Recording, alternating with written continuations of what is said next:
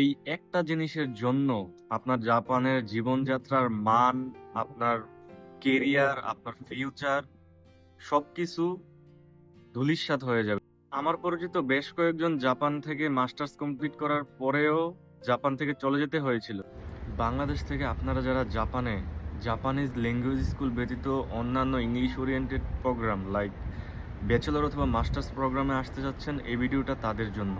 আপনার হয়তো আইএলসে খুব বেশি একটা পয়েন্ট না থাকলেও 5.5 অথবা 6 অ্যাভারেজ একটা স্কোর দিয়ে আপনি জাপানে ব্যাচেলর অথবা মাস্টার্স প্রোগ্রামে এসে পড়তে পারবেন খুবই ইজিলি।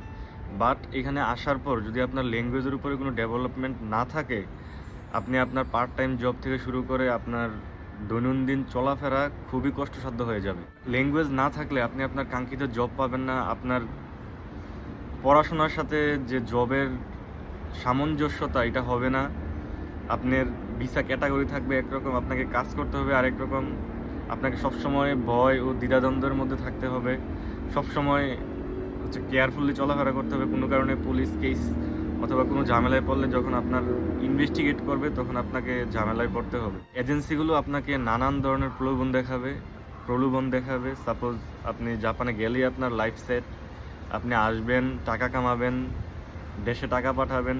যারাই মাস্টার্স অথবা ব্যাচেলর প্রোগ্রাম অথবা অন্যান্য ভিসা ক্যাটাগরিতে, সাপোজ জব ভিসার যে কতগুলো ক্যাটাগরি আছে এগুলোতে আসতে চাচ্ছেন, অবশ্যই আপনারা দেশ থেকে ভাষাটা অ্যাটলিস্ট N4 কমপ্লিট করে জাপানে আসবেন।